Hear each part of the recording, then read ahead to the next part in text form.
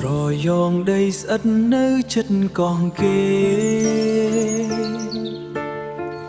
ចិត្តស្មោះមិនប្រែស្នេហ៍តែមាសមេអូនអ្នកស្រយងស្រស់ស្អាតលើសគេក្រមុំកងគេស្រស់មិនស្មើឡើយស្រស់មិនស្មើឡើយទំនប់95បងចាំមិនភ្លេចជួបជុំញាតិមិត្តញ៉ាំអីជុំគ្នាបងថតរូបឲ្យស្រីស្រស់ពុំងាសប្បាយជុំគ្នាផ្ដោះផ្ដោសំដី2ឆ្នាំយើងទាំងតងគ្នាបងនឹងពុំងារសាសងរាល់ថ្ងៃ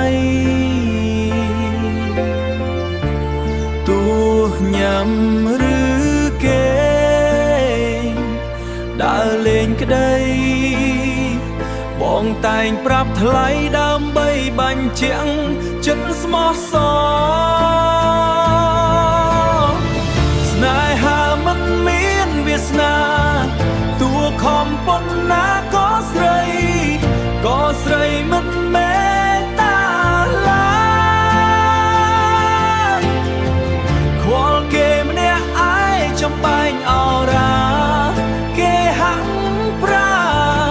ណាគេផ្សេងទៅ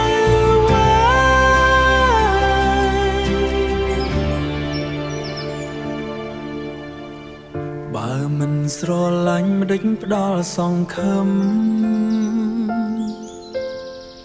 ទុកឲ្យរូបបងអង្គុយសោកកាក្បែរប៉ែប្រាសាទចាស់ជរាទាំងទឹកភ្នែកសង្ឃឹមថាអូនយល់តាមរយៈបទចម្រៀងនេះបងនៅតែស្រឡាញ់អូនដូចមុន